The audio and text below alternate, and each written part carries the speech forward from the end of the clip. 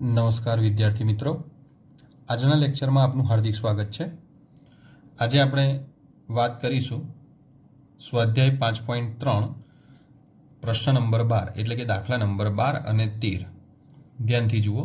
પ્રશ્ન નંબર 12, 6 વડે વિભાજ્ય પ્રથમ 40 ધન પૂર્ણાંકોનો સરવાળો શોધો। 6 વડે વિભાજ્ય, 6 વડે ભાગી શકાય તેવા પ્રથમ 40 ધન પૂર્ણાંક આપણે લેવાના છે। તો ધ્યાનથી જુઓ વિદ્યાર્થી મિત્રો, 6 વડે વિભાજ્ય હોય તેવા પ્રથમ 40 ધન પૂર્ણાંક એટલે શરૂઆત 6 થી થશે। તો આપણને મળશે કે 6 વડે વિભાજ્ય હોય તેવા પ્રથમ 40 ધન પૂર્ણાંકોનો સરવાળો એટલે કે ધન પૂર્ણાંકો કયા થશે જુઓ, તેવા ધન પૂર્ણાંકો 6 થી શરૂઆત થશે। 6 વડે વિભાજ્ય પ્રથમ 40, 6 થી શરૂઆત થાય। 6 નો ઘડિયો બોલવાનું સ્ટાર્ટ કરવાનું આપણે। 6 એકા 6, 6 દુ 12, 6 તરી 18, આ રીતે 6 ચોક 24, આ રીતે અનંત સુધી જશે। પણ અનંત સુધી એટલે છેલ્લું પદ કયું છે? 40। પ્રથમ 40 ધન પૂર્ણાંક, હવે પ્રથમ 40 એટલે છેલ્લો ગુણ્યા 40 આવશે। તો અહીંયા લખીશું 6 ગુણ્યા 40 એટલે અહીંયા આપણને સમાંતર શ્રેણી મળશે 6, 12, 18, 24 અને 240। છેલ્લું પદ આપણું આવશે 240। તો પ્રથમ પદ શું થશે? આમ a બરાબર 6, તફાવત 6, છેલ્લું પદ L થશે 240। હવે જુઓ ધ્યાનથી, હવે સરવાળો કરવાનો છે પ્રથમ 40 પદોનો, એટલે Sn બરાબર n/2 કૌંસમાં a પ્લસ L બરાબર 40 ભાગ્યા 2 કૌંસમાં a ની કિંમત 6 અને L ની કિંમત છેલ્લું પદ 240। 20 દુ 40 કટ થઈ જશે એટલે અહીંયા આવશે 20। 240 પ્લસ 6 એટલે થશે 246 બરાબર 246 ગુણ્યા 20 4920। તો આપણને પ્રથમ 40 પદોનો સરવાળો મળશે 4920। હવે જોઈશું પ્રશ્ન નંબર 13, 8ના પ્રથમ 15 ગુણિતોનો સરવાળો શોધો। આ જ રીતે ગણવાનું છે। અહીંયા 6 હતા, અહીંયા 8 છે। પ્રથમ 40 નો સરવાળો શોધવાનો હતો, અહીંયા પ્રથમ 15 નો સરવાળો શોધવાનો છે। તો જુઓ, 8ના પ્રથમ 15 ગુણિતો બરાબર 8 એકા 8, 8 દુ 16, રાઈટ, 8 તરી 24, 8 ચોક 32, અનંત સુધી એટલે કે 15 સુધી જવાનું છે। 15 ગુણ્યા 8, તો અહીંયા જુઓ 8, 16, 24, 32 અને છેલ્લે આવશે 15 8 120। હવે એની કિંમત 8, તફાવત D બરાબર 8, છેલ્લું પદ L બરાબર 120, N બરાબર 15। n ની કિંમત, પ્રથમ n પદો એટલે n ની કિંમત 15। હવે જુઓ Sn બરાબર n/2 કૌંસમાં a વત્તા L, કારણ કે છેલ્લું પદ આપેલું છે। S15 બરાબર n/2 એટલે 15 ભાગ્યા 2 કૌંસમાં a ની કિંમત 8, છેલ્લું પદ 120। તો જુઓ 15 ભાગ્યા 2 કૌંસમાં 128, 128 ભાગ્યા 2 64, 15 ગુણ્યા 64, 15 ગુણ્યા 64 થશે 960। તો આ રીતે પ્રથમ 8ના પ્રથમ 15 ગુણિતોનો સરવાળો 960 મળશે। હવે જોઈશું દાખલા નંબર 14, નેક્સ્ટ પેજ ઉપર।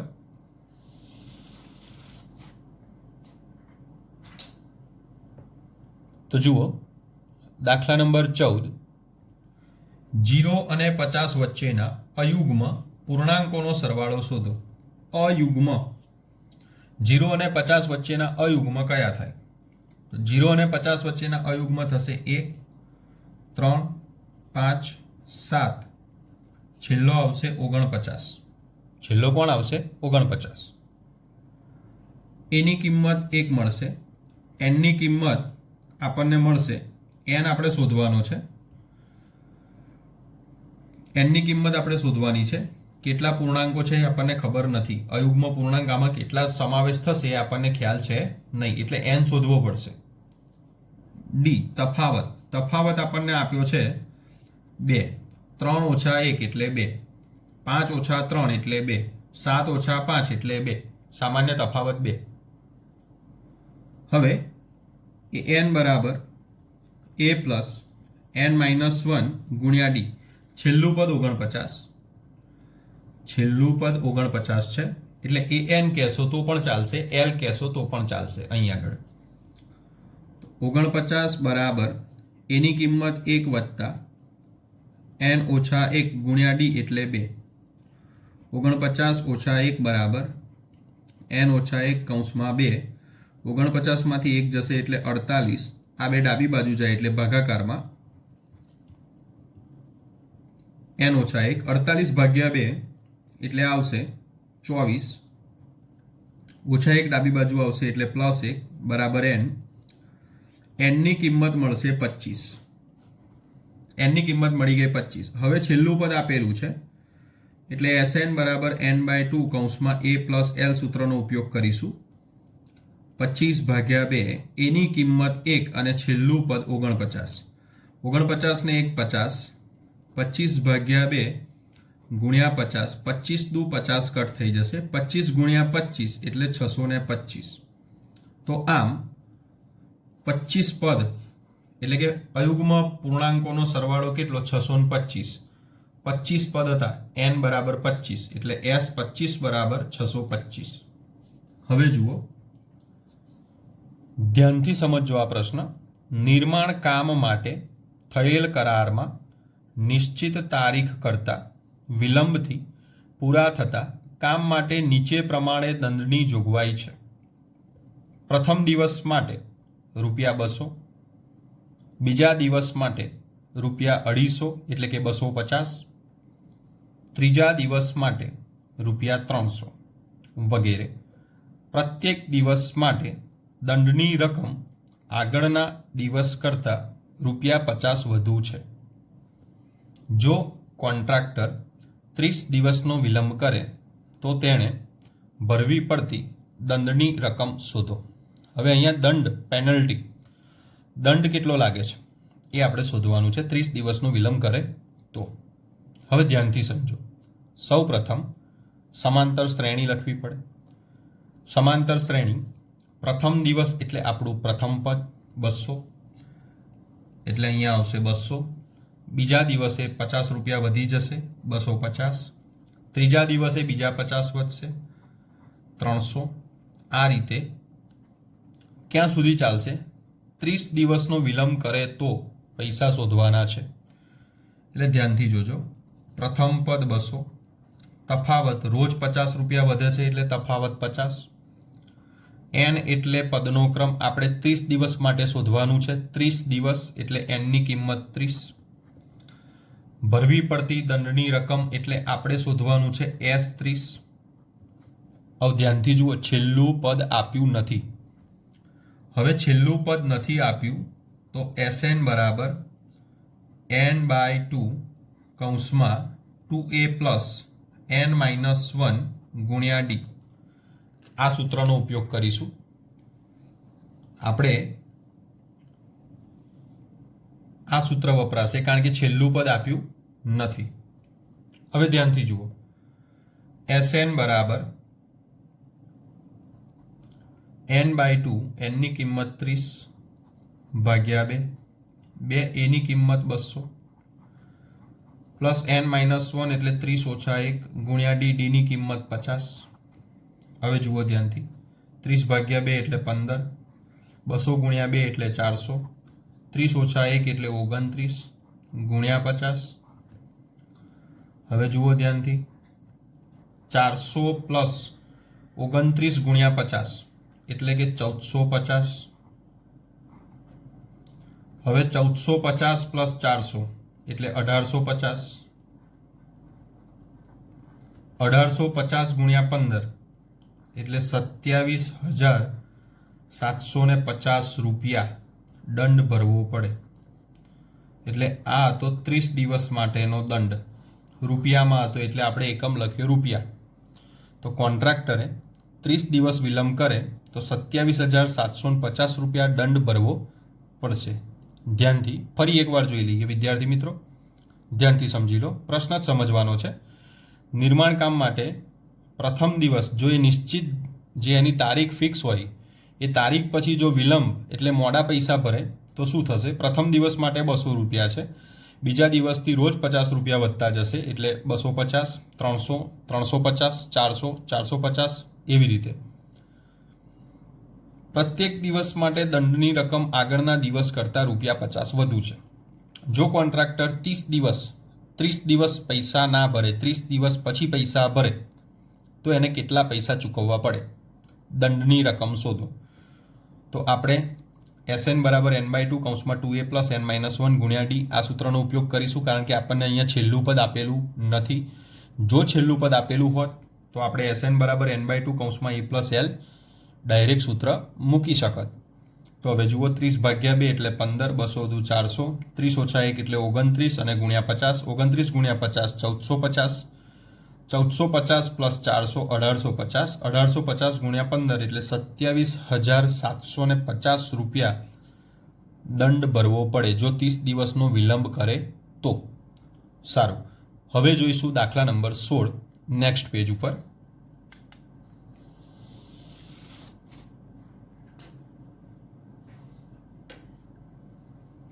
જુઓ વિદ્યાર્થી મિત્રો, પ્રશ્ન નંબર 16 છે. કોઈ એક શાળામાં વિદ્યાર્થીઓના સમગ્ર શૈક્ષણિક પ્રદર્શન માટે અપાતા 7 ઇનામો માટે કુલ 700ની જોગવાઈ કરવાની છે.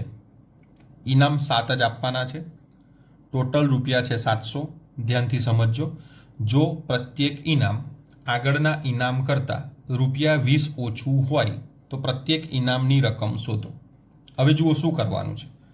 ટોટલ 7 ઇનામ છે. આપણી પાસે ટોટલ પૈસા છે 700 રૂપિયા.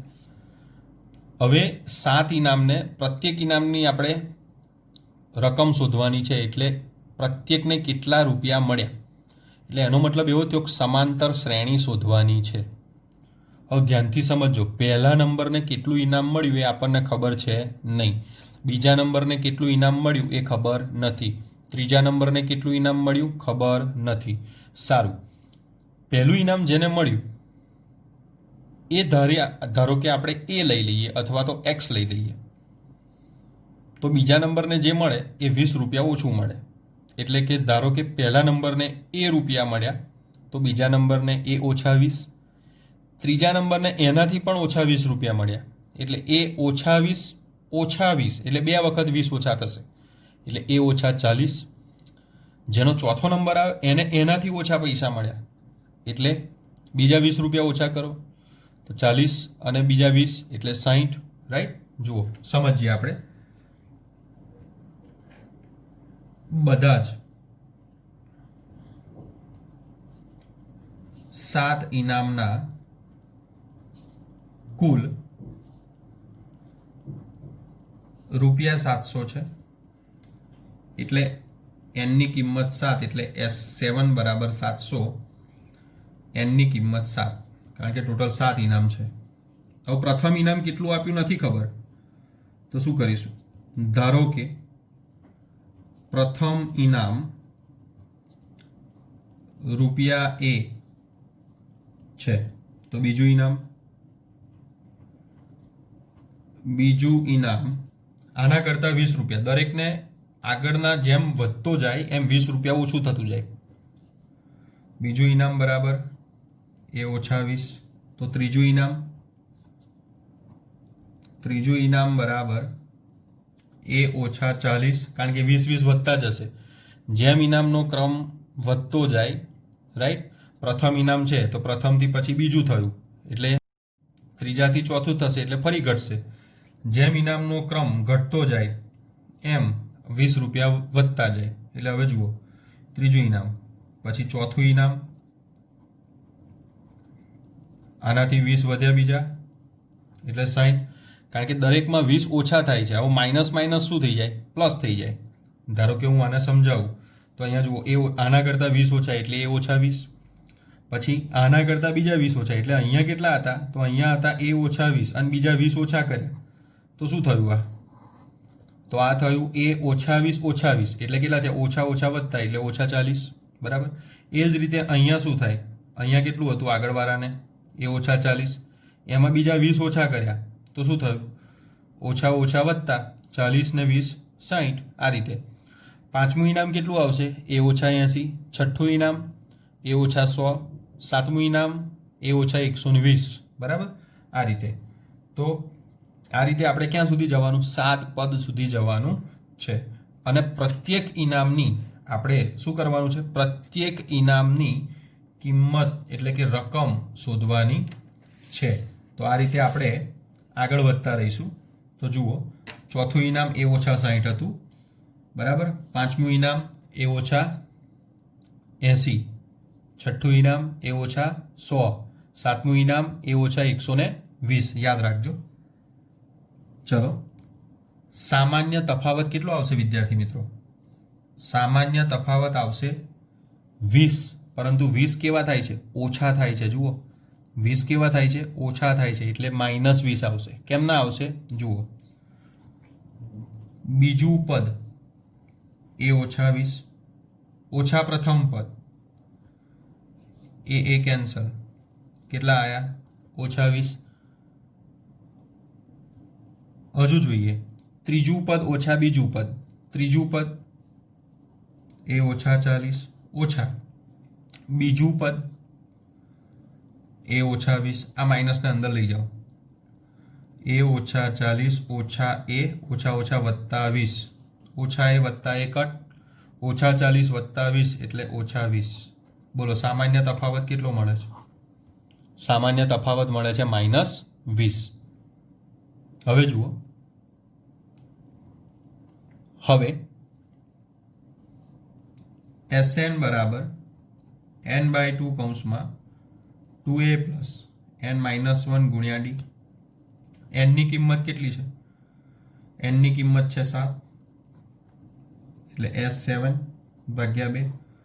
2a, a ની કિંમત પ્રથમ પદ a, n ની કિંમત 7, d ની કિંમત ઓછા 20. હવે જુઓ, S7 કેટલા છે? 700.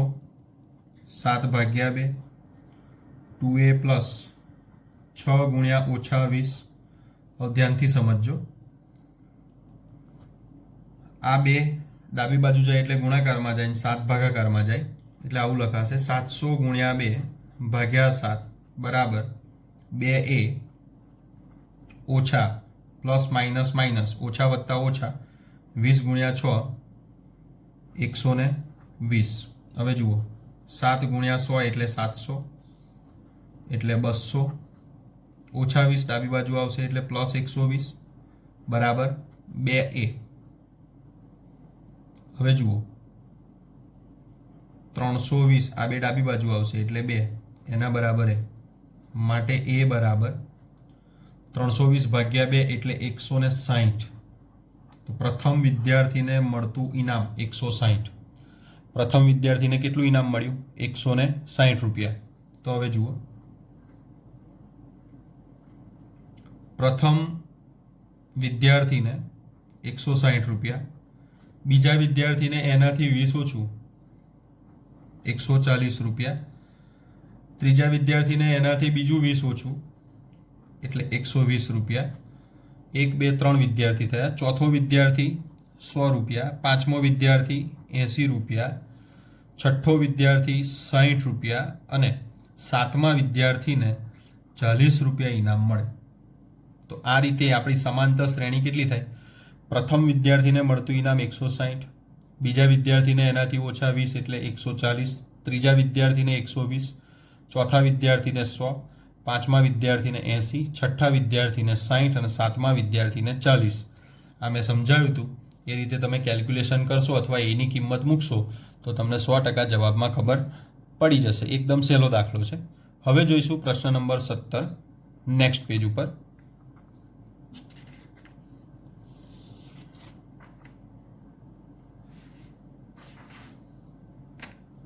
જુઓ ધ્યાનથી.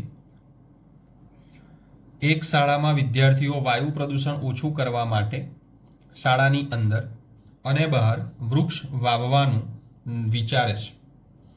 એવું નક્કી કરાયું કે પ્રત્યેક ધોરણનો પ્રત્યેક વિદ્યાર્થી, ધોરણનો પ્રત્યેક વિભાગ તે જે ધોરણમાં ભણતા હોય તેટલા વૃક્ષ વાવશે.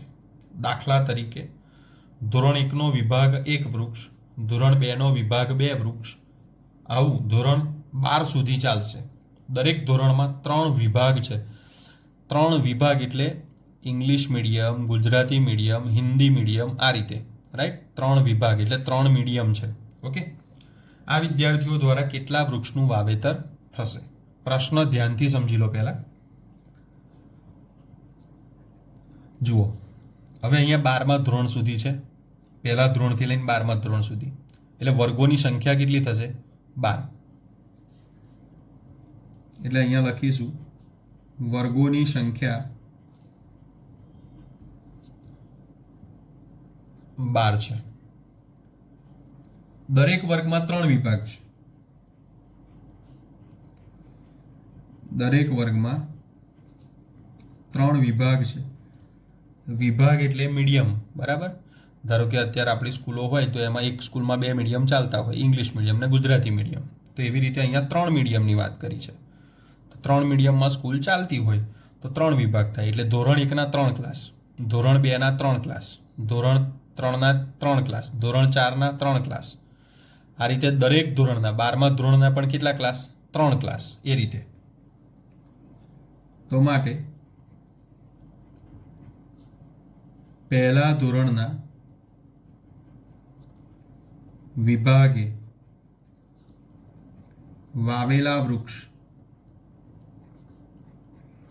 હવે સમજો પહેલા ધોરણે કેટલા વૃક્ષ વાવ્યા? તો અહીંયા શું કહ્યું છે? પહેલા ધોરણવાળાને એક વિભાગ દીઠ 1. વિભાગ કેટલા? 3. એટલે એક ક્લાસ દીઠ 1. પહેલામાં ભણતો હોય તો એ લોકોને આખા ક્લાસ દીઠ 1 વૃક્ષ વાવવાનું. તો એવા 3 વિભાગ. તો 3 ગુણ્યા 1 એટલે કેટલા? 3. હવે બીજા ધોરણમાં ભણતો હોય તો 2 વૃક્ષ વાવવાના. એક વિભાગ દીઠ 2 વૃક્ષ, તો એવા 3 ક્લાસ. તો કેટલા થયા? 3 દુ 6. તો એ રીતે ત્રીજા ધોરણમાં ભણતો હોય તો 3 વૃક્ષ. એવા કેટલા વિભાગ? 3 વિભાગ. હવે વિભાગ 3 છે એટલે દરેક ધોરણને કેટલા વડે ગુણી નાખવાના? આપણે 3 વડે ગુણી નાખવાના. એટલા વૃક્ષ થાય. બીજા ધોરણના વિભાગે વાવેલા વૃક્ષ, 3 વિભાગ છે અને ધોરણ 2 છે. બીજું ધોરણ, પહેલું ધોરણ, બીજું ધોરણ, વિભાગ કેટલા? 3, 6. ત્રીજા ધોરણના વિભાગે વાવેલા વૃક્ષ, વિભાગ 3 છે અને ધોરણ કયું આવ્યું? 3. તો એ લોકો ટોટલ કેટલા વાવશે? 9. આ જ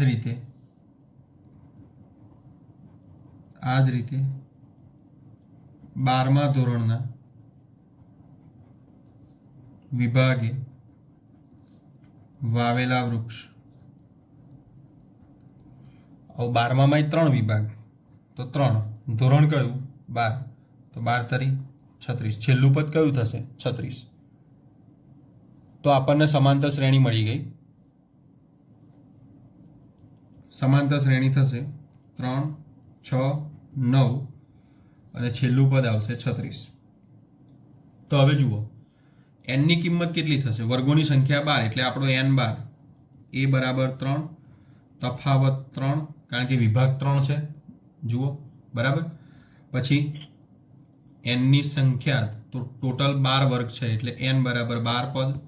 12 વર્ગ એટલે 12 પદ. હવે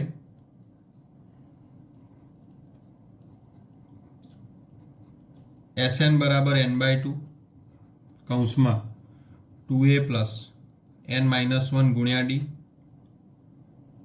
હવે જુઓ છેલ્લું પદ, સોરી Sn છેલ્લા પદ સુધીનો સરવાળો એટલે S12 કેટલો છે? ના, એ તો શોધવાનો છે. સોરી ભૂલથી લખાઈ ગયું. S12 આપણે શોધવાનો છે. એનની કિંમત 12 છે ભાગ્યા 2 કૌંસમાં 2a એની કિંમત 3 છે. n12 ઓછા 1 તફાવત છે આપણી જોડે 3. 12 પદોનો સરવાળો શોધવાનો છે આપણે. આ આપણું છેલ્લું પદ છે 36. બરાબર. તો હવે જુઓ S12 બરાબર 12 ભાગ્યા 2 એટલે 6 કૌંસમાં 3 દુ 6 વત્તા 12 ઓછા 1 એટલે 11 ગુણ્યા 3. તો અહીંયા જુઓ 6 કૌંસમાં 6 વત્તા 11 તરી 33 6 કૌંસમાં 33 પ્લસ 6 એટલે અહીંયા આવશે 39 અને માટે S12 બરાબર 39 ગુણ્યા 6 એટલે અહીંયા થશે 234. હવે વિદ્યાર્થી મિત્રો, મેં તમને આ સૂત્ર ના વાપરવું હોય, છેલ્લું પદ આપણને આપેલું હતું, તો છેલ્લું પદ આપેલું હોય ને કદાચ આપણે આ સૂત્ર મૂકી દઈએ કે Sn બરાબર n/2 કૌંસમાં a પ્લસ l, તો પણ આપણો દાખલો કેવો છે? સાચો જ છે. જો મૌખિક સમજાવી દઉં તમને, આ સૂત્ર મૂકશો તો પણ રાઈટ છે. Sn બરાબર n/2, nની કિંમત કેટલી છે? 12. 12 ભાગ્યા 2, તો 12 ભાગ્યા 2 કેટલા? 6. જોજો 6 આવી ગયા. બરાબર. a પ્લસ l, એની કિંમત કેટલી છે? 3. l એટલે છેલ્લું પદ કેટલું છે? 36. 36 પ્લસ 3 એટલે કેટલા? 39. 39 ગુણ્યા 6 એટલે 234. આ સૂત્ર મૂકશો તો પણ રાઈટ છે, આ રીતે ગણશો તો પણ રાઈટ છે. આ આપણું છેલ્લું પદ છે. રાઈટ. આ આપણું કયું પદ છે? છેલ્લું પદ છે. આ પ્રથમ પદ છે. તો આ રીતે ગણી શકાશે. હવે મળીશું નેક્સ્ટ લેક્ચરમાં. ત્યાં સુધી ઘરે રહો, સુરક્ષિત રહો અને સરસ ભણતા રહો.